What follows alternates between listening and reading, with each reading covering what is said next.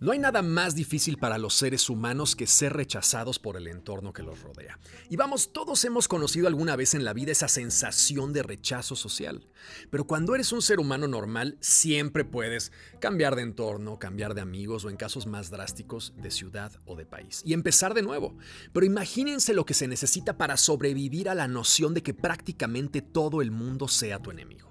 Y no lo digo a la ligera, cuando digo todo el mundo es todo el mundo, porque justo después de la muerte de Kurt Cobain, a pesar de que como vimos en el episodio anterior, Courtney Love ya era una figura bastante divisiva y polémica, en el momento en que Kurt se desvivió, o lo desvivieron, ya depende de ustedes escoger una teoría, Courtney se convirtió tal cual en la enemiga número uno del mundo. Imagínense ir a desayunar o por un café o al cine y tener que aguantar las miradas de todas las personas que creían y aún creen que tú tuviste algo que ver con la muerte de tu esposo. Y no cualquier esposo, sino el rockero más importante de la época. Vamos, se requiere ser una auténtica roca. Ahora, lo interesante de todo esto es que esa misma historia de rechazo universal hacia la pareja de un rockero famoso no solo no era nueva, sino que se había dado paso a paso casi con las mismas condiciones de contorno décadas atrás en el célebre caso de John Lennon y Yoko Ono.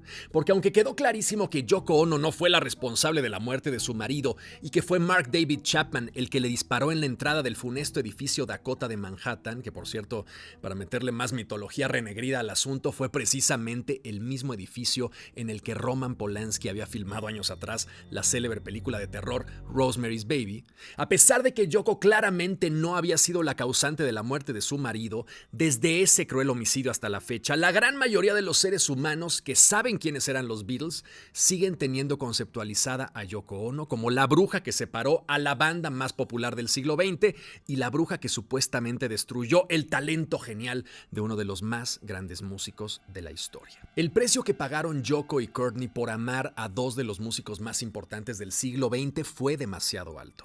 Porque sí, es evidente que uno puede decir que en términos publicitarios ambas recibieron un reconocimiento mediático que jamás habrían tenido de otra forma. Pero la verdad, viéndolo en retrospectiva, yo sí no estoy de acuerdo con ese dicho que sostiene la idea de que cualquier tipo de publicidad es buena publicidad.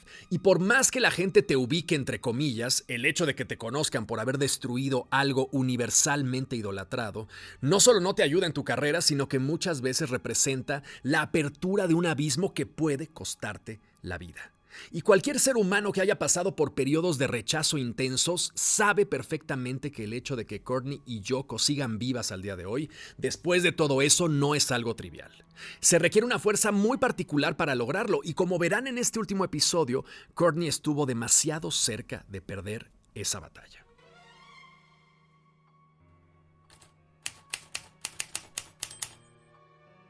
Pero no nos adelantemos. El punto es que en este momento de la historia, Courtney había pasado de ser una rockera talentosa y una mujer incómoda a ser la sospechosa de orquestar la muerte más escandalosa de la historia del rock después de la de John Lennon. En el cierre del capítulo anterior vimos algunas de las teorías que hacían pensar que los mecanismos detrás de la muerte de Kurt no solo estaban poco claros, sino que además contradecían la teoría de que el rockero había decidido abandonar la vida utilizando únicamente sus manos y una escopeta. Y sí, la verdad, cuando escuchamos los datos duros hay cosas que definitivamente no cuadran. Pero también es cierto que el hecho de que Courtney se colocara de inmediato en el centro de las sospechas no tuvo que ver tanto con la evidencia pura y dura, sino más bien con la antipatía generalizada que el público tenía hacia su persona. Una antipatía que Courtney, siendo también honestos, había cultivado de forma evidente con la funesta entrevista de Vanity Fair, pero una antipatía que también estaba asociada a una personalidad femenina explosiva en una época en donde las mujeres explosivas eran calificadas con dos adjetivos que afortunadamente se utilizan cada vez menos: locas e histéricas. Esa incendiaria personalidad pública de Courtney y el hecho de que se sabía que había causado algunas tensiones dentro de Nirvana durante la grabación de su último disco In Utero, de inmediato colocó a la rockera en el ojo público como la Yoko Ono de los 90, y como la muerte de Kurt no había quedado clara y además había rumores de que Kurt y Courtney tenían fricciones muy fuertes que muchas veces llegaban incluso a los golpes, todos esos elementos convirtieron a la vocalista de Hole en la villana perfecta de la historia. Y vamos, si somos objetivos, la mejor defensa de Courtney es el hecho de que el Departamento de Justicia de Estados Unidos, que suele ser medianamente capaz, no encontró ninguna prueba irrefutable para siquiera llevar a juicio a la cantante. Pero como suele suceder en estos casos mediáticos, una cosa es la justicia y otra cosa muy distinta, la imagen pública. Una imagen que hasta el día de hoy en la mente de muchas personas sigue presentando a Courtney como la autora o al menos como alguien que planeó algo relacionado con la muerte de Kurt.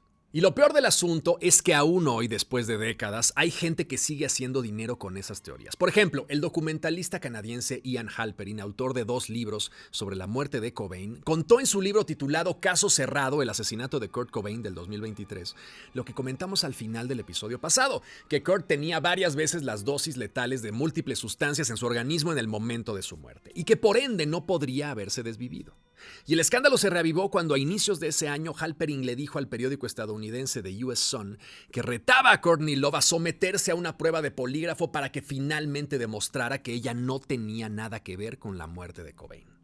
Al grado de que Halperin prometió colocar un cartel en Times Square proclamando la inocencia de Courtney si pasaba la prueba y prometiendo además que le daría $50,000 si lo hacía. Halperin ya había utilizado antes este tipo de estratagemas publicitarias, como cuando le ofreció al príncipe Andrew $100 millones para que se sometiera a una prueba de polígrafo en televisión hablando sobre sus tratos con Jeffrey Epstein. Y aunque evidentemente lo que Halperin buscaba con esto pues era publicidad para su libro, lo cierto es que había encontrado varios elementos nuevos que posicionaban a Courtney en una situación complicada respecto a la muerte del rockero. Por ejemplo, Halperin afirma, entre otras cosas, que el doctor Nicholas Hartshorne, encargado de la autopsia, había admitido en una entrevista que había tenido con Halperin que en realidad él sentía que no debió haber sido él el encargado de la autopsia de Kurt porque tenía varios conflictos de interés. Entre ellos, que era por un lado súper fan de Nirvana, pero sobre todo que había presumido ser, entre comillas, íntimo de Courtney Love, sea lo que sea que eso signifique. Y vamos, imagínense vivir esta renovación del mismo escándalo una y otra vez y tener que salir a desmentir otra vez las teorías cada vez más descabelladas que siguen surgiendo. Porque desde el evento hasta nuestros días han aparecido todo tipo de teorías, como la de que el gobierno de los Estados Unidos estuvo involucrado porque querían silenciar a Kurt por ser un elemento fundamental de la contracultura estadounidense, o incluso que el rockero había sido víctima de un procedimiento de control mental en donde lo habían forzado a desvivirse a distancia después de hipnotizarlo. Ahora, lo único cierto es que la imagen de Courtney había quedado irremediablemente dañada justo en el momento más exitoso de su carrera, porque apenas una semana después de la muerte de Kurt Cobain, Courtney y su banda Hole tenían programado estrenar el álbum Live Through This, el segundo álbum de la banda y el disco que hasta la fecha tiene el mayor número de copias vendidas en la carrera de Courtney. Pero claro, el timing era terrible y la banda se vio forzada a escoger entre 2 alternativas igualmente nefastas. La primera era retrasar el estreno del disco para mostrar una especie de luto por el fallecimiento de Kurt, pero si hacían eso corrían el riesgo de que se perdiera el ímpetu del estreno y el disco terminara por enlatarse. Y la segunda opción consistía en mantener el plan de estrenar el álbum, quedando tal vez como insensibles, pero subiéndose a una ola de polémica que tal vez les garantizaría más ventas y un mayor impacto cultural. Courtney y la banda decidieron seguir con el plan de estreno original y a pesar de que el disco pues, no fue un éxito inmediato y la prensa criticó duramente a Hole por haberlo estrenado sin guardar el luto que muchos pensaron que debía haberse guardado, poco a poco las crudas letras y los maravillosos riffs del álbum fueron ganando adeptos hasta lograr una inesperada e impresionante venta de 1.6 millones de copias en Estados Unidos y de 2 millones a nivel mundial, consiguiendo con esto Hole el codiciadísimo disco de platino que separa a los exitosos de los que intentan ser exitosos en la industria musical. La vida había destruido al gran amor de Courtney, pero le había permitido encontrar una salida en su proceso de creación artística, o al menos eso parecía, hasta que la maldición de 1994 atacó de nuevo. En verdad, suena de locos, pero pocas personas han vivido un año tan jodido como el 1994 de Courtney Love, porque justo cuando parecía que había un pequeño halo de esperanza, apenas 2 meses después de la muerte de Kurt, otra llamada al 911 terminó con la poca salud mental que le quedaba a Courtney. La llamada la hizo Paul Erickson, un amigo cercano de la banda que había quedado de viajar con la bajista de Hole, Kirsten Puff, ese mismo día, y que al tocar la puerta de su departamento y no recibir respuesta se preocupó lo suficiente como para forzar la entrada y al entrar encontró la horrible escena de Kirsten muerta en la tina de baño. Lo extraño del asunto es que Kirsten acababa de completar un programa de rehabilitación y supuestamente estaba en un muy buen lugar mental.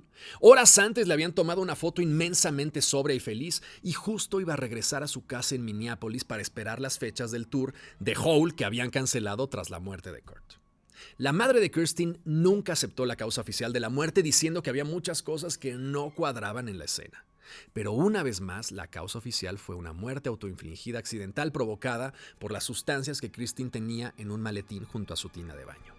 La bajista de Hole tenía, al igual que Kurt, 27 años y a partir de ese momento la esperanza en Courtney se desvaneció por completo. Y no pudo hacer otra cosa más que rendirse ante el abismo. La presión mediática, las acusaciones públicas contra ella, la muerte de Kirsten y el éxito de un disco que estaba cimentado en el morbo fueron los ingredientes de un cóctel letal de locura que Courtney intentó sobrellevar de la peor forma posible, metiéndose absolutamente todo lo que podía sin el menor control.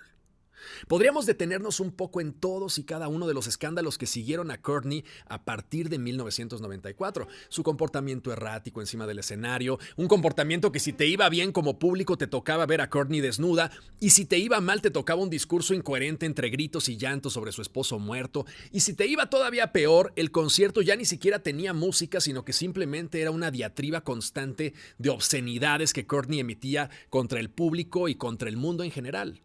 Podríamos hablar también de sus múltiples arrestos, como el de 1995 por pelearse encima de un avión, o unos meses después también en el 95 por aventarle un cigarro encendido a Caitlyn Hanna y luego golpearle en la cara por supuestamente haber hecho una broma sobre el aspecto de la pequeña Frances Bean Cobain, o la demanda que recibió en el 95 también por haberle pegado a 2 asistentes de su concierto en Florida. Pero realmente, si somos honestos, esos incidentes tienen verdaderamente poco interés porque la persona que los perpetraba no era Courtney Love. Era una mente poseída por un dolor inmenso que se había abandonado por completo a las adicciones. Y sí, cuando uno ve videos de Courtney en ese momento, pues sí, reconocemos su rostro, la identificamos, pero la verdadera Courtney no está ahí. I fucking hate the fucking summer. Put a sweater on. I'm gonna torture you with another one.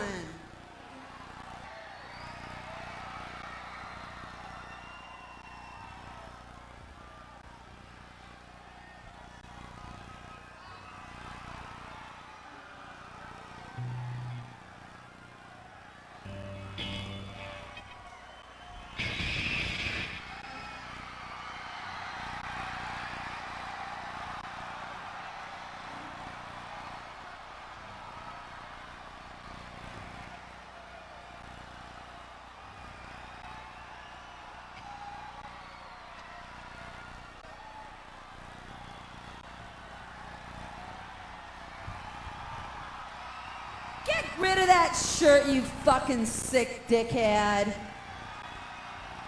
Oh yeah, Kurt really appreciates that. Get up here, I'll kick your butt.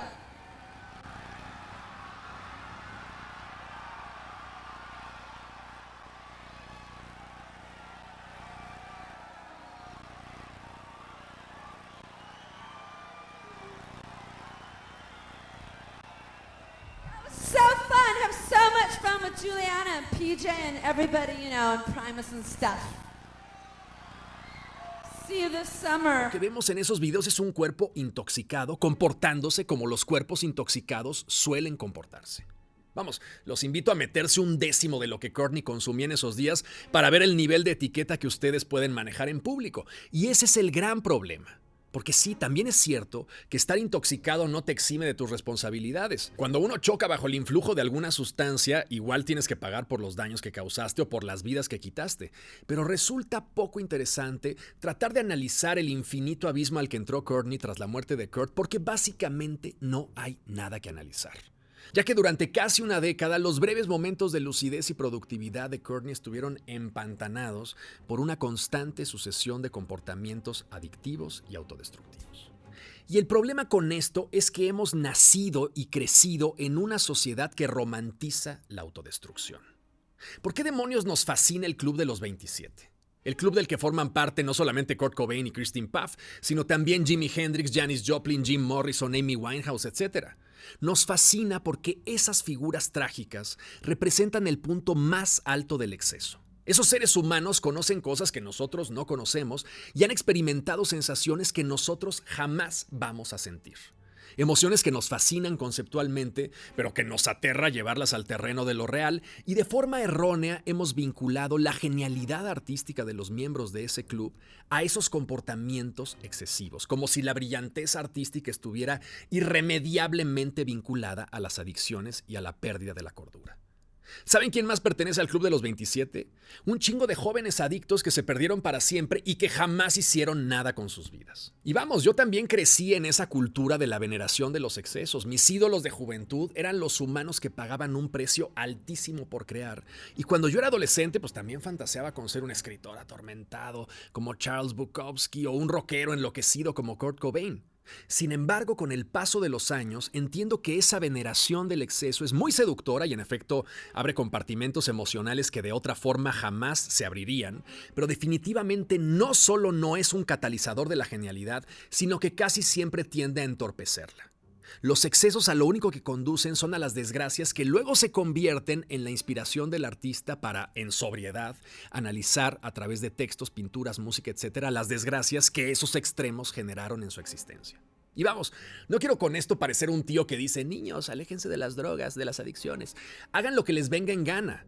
Pero si analizamos a conciencia las historias de estos hombres y mujeres adictos a los extremos, encontraremos que el interés de su arte radica en el análisis y el exorcismo de las tragedias que sufrieron a partir de esos excesos. Y precisamente por eso la segunda mitad de la carrera de Courtney Love no tuvo el ímpetu ni el interés de sus primeros años, porque cuando alguien te está contando su experiencia de redención por primera vez, pues puede resultar muy interesante, pero cuando te la cuenta por enésima vez, le das una palmadita en la espalda y mejor te vas a otro lado. Y vamos, Courtney intentó por todos los medios posibles cambiar de aires. Las pocas cosas rescatables que hizo a finales de los 90 fueron intentos muy interesantes por volver al mundo del cine, primero de la mano del increíble director y artista visual Julian Schnabel en la película biográfica de Basquiat, pero sobre todo de la mano de Milos Forman en la celebradísima película de The People vs. Larry Flynt, en la que Courtney interpretaba a la pareja sentimental del pornógrafo que dio vida a la revista Hustler. Una película por la que incluso recibió una nominación a los Globos de Oro. Y de hecho, fue gracias a esos roles que le exigían estar sobria, básicamente porque Columbia Pictures había puesto en las cláusulas de su contrato la obligación de presentar semanalmente una prueba de orina para poder continuar, que Courtney vivió de 1996 al 98 un breve momento de lucidez que le permitió no solamente reencontrarse con la actuación, sino escribir el que sería su último disco verdaderamente importante en términos populares, Celebrity Skin. Pero una vez más, el éxito y la fama del disco, que tenía algunos de los sencillos más populares de la banda, tiró por la borda los pocos años de sobriedad de Courtney e introdujo un nuevo jugador peligrosísimo en las adicciones de la cantante, el crack. Y tras una espiral descendente verdaderamente devastadora en la que perdió la custodia de Frances Bean otra vez en el 2003 por evidentes problemas de comportamiento público, Courtney decidió volver a explotar su desgracia personal para crear un nuevo disco, esta vez desde el terreno solista, titulado America's Sweetheart. El problema es que ya nadie quería escuchar los problemas existenciales de una rockera adicta y el disco vendió menos de 100,000 copias. Y un par de meses después, el 9 de julio del 2004, en el mero día de su cumpleaños número 40, Courtney decidió abandonar el planeta, utilizando el viejo método del bote de pastillas. A tale as old as time, dirían los gringos, y a pesar de que evidentemente Courtney fue rescatada por los paramédicos, y a pesar de que todavía sacó otro disco con Hole, y a pesar de que siempre en todas las entrevistas que tuvo a partir de ese momento decía que iba a regresar al cine y que todavía le quedaba mucho por hacer, la carrera de esa mujer controversial había llegado a su final. Y resulta verdaderamente interesante encontrarse con las entrevistas más recientes de Courtney porque nos enfrentan a un drama fundamental del mundo del arte. El drama de que la genialidad o el interés que el público tiene sobre ciertas genialidades tiene fecha de caducidad. Extrañísimos son aquellos artistas que logran mantener una carrera productiva por más de 10 años. Las bandas de rock más icónicas de la historia, cuando las analizamos de manera objetiva, fueron producto de 5 o 6 años de intensidad creativa, y las que no se desintegraron vivieron el drama de Courtney, el drama de entender que ya no estás en el centro de la conversación y que las posibilidades de regresar a ese centro son prácticamente nulas. La mujer que en su disco más exitoso había gritado I wanna be the girl with the most cake, quiero ser la chica que tenga la mayor rebanada de pastel, de repente se encontró a sí misma completamente sola con las migajas de un pastel que había sido devorado décadas atrás. Y a raíz de eso, Courtney empezó a reflexionar sobre su vida con una lucidez que me parece verdaderamente entrañable. Y en sus entrevistas más recientes, ella habla abiertamente sobre la frustración que implicó para ella ser definida a partir de su pareja. Porque cada que alguien hablaba de su mejor disco, inevitablemente detrás de ese disco estaban los rumores de la muerte de Kurt o incluso los rumores de que Kurt había escrito buena parte de las canciones. La mujer que había luchado por definirse a sí misma como una artista independiente en un mundo completamente masculino, abriéndose paso a golpes, había quedado definida en el imaginario popular a partir de la imagen de un hombre.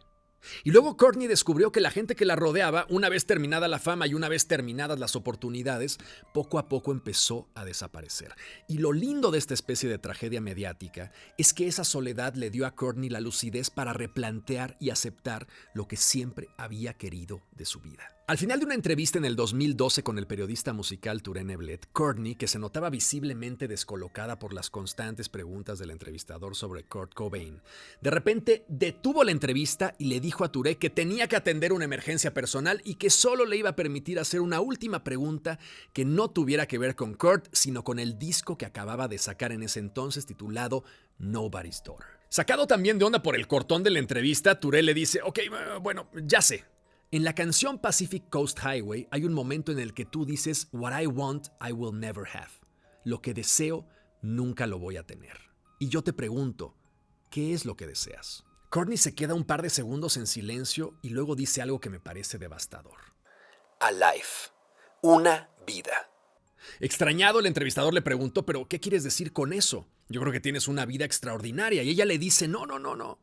Yo lo que quiero es vivir en una casa y tener una vida. Y el entrevistador le dice, ok, ¿me estás diciendo que lo que necesitas entonces es una vida fácil y domesticada? Y Courtney le dice, por supuesto, eso sería increíble. Y el tipo le responde, pero ¿por qué sería increíble? Date cuenta que eso que tienes ahora es increíble. Y Courtney en ese momento lo mira con esa intensidad que le había caracterizado en su juventud y le dice, bueno, te invito a que lo vivas para que entiendas lo poco increíble que esto es.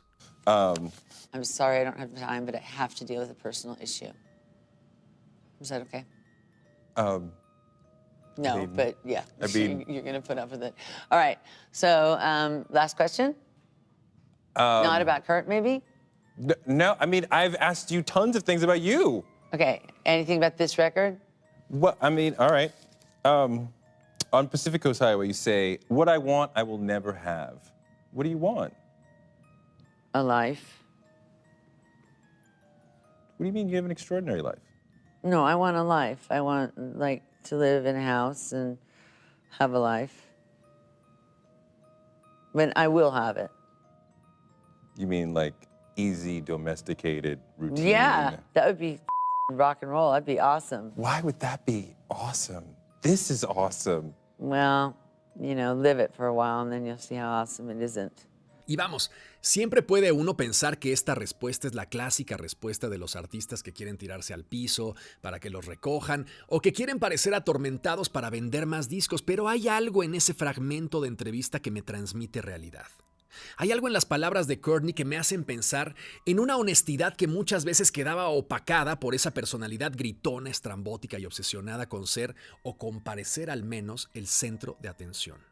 Una personalidad que tal vez utilizaba esas herramientas no como una metodología para conseguir el éxito, sino como un mecanismo de defensa para convencerse a sí misma de que no necesitaba lo que siempre había deseado desde sus primeros años de infancia: una casa y una vida.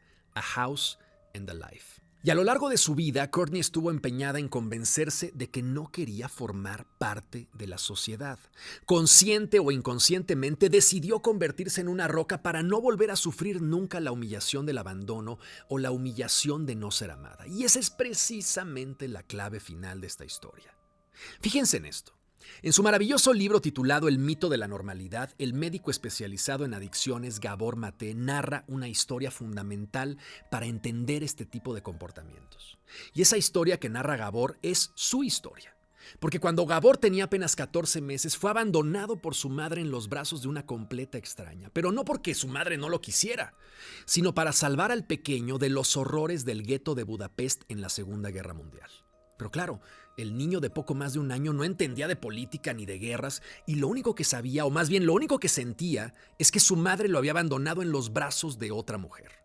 Cuando algunos meses después la madre de Gabor volvió a reunirse con él una vez terminada la guerra, gracias a que la mujer a la que le había entregado a su hijo siguió las instrucciones de dejarlo en casa de unos familiares, cuando el pequeño Gabor volvió a ver a su madre, todo mundo recuerda que pasó varios meses repudiándola sin siquiera dirigirle la mirada. El psicólogo John Bowlby le llama ese comportamiento detachment, y básicamente lo que significa es la idea de que un humano, al haber sido herido de forma contundente por el abandono, escoge de manera inconsciente y casi biológica no reconectar con la madre o con quien sea que lo haya abandonado, no porque no quiera a su madre, sino como un mecanismo de defensa para no arriesgarse a sentir de nuevo el infinito dolor de esa separación. Y cuando esto ocurre en niños pequeños, esa reacción se queda impregnada en el sistema nervioso, apareciendo una y otra vez en relaciones futuras. Mucho se dice que todo el trauma es preverbal, porque se constituye mucho antes que el lenguaje y va más allá del lenguaje. Es algo primordial que nos forma y nos convierte en lo que somos. Y al igual que Gabor Mate, la mente de Courtney Love, después de ser abandonada por su madre, abandonada por su padre, repudiada por su entorno social a muy temprana edad y convertida luego en una villana mundial, decidió convencerse a sí misma de que no tenía madre, de que no tenía padre y de que no le interesaba entrar en contacto con la sociedad que la había rechazado, negando en el proceso todos los mecanismos sociales que la habían traicionado y convirtiéndose en ese personaje explosivo y limítrofe, pero no porque realmente no haya deseado formar parte de la sociedad, sino porque verdaderamente no podía soportar de nuevo el infinito dolor de que esos mecanismos sociales le fueran negados o arrebatados una vez más. Me parece enternecedora la forma en la que décadas después de sus abandonos y fracasos, Courtney finalmente entiende eso en la entrevista con Touré Neblet, sincerándose sobre su deseo de ser alguien normal con una casa y con una vida. La eterna dualidad de The Girl with the Most Cake, una mujer que deseaba una vida de renuncia social, de excesos, de apasionamientos al borde de la locura, pero que también deseaba una vida convencional de amor y entendimiento. Una mujer que construyó su carrera precisamente a partir del dolor que implicaba entender que todo le estaba permitido menos esa vida anónima, pausada e intrascendente con la que siempre fantaseó. En fin, larga vida a Courtney, larga vida a la chica con la mayor rebanada de pastel.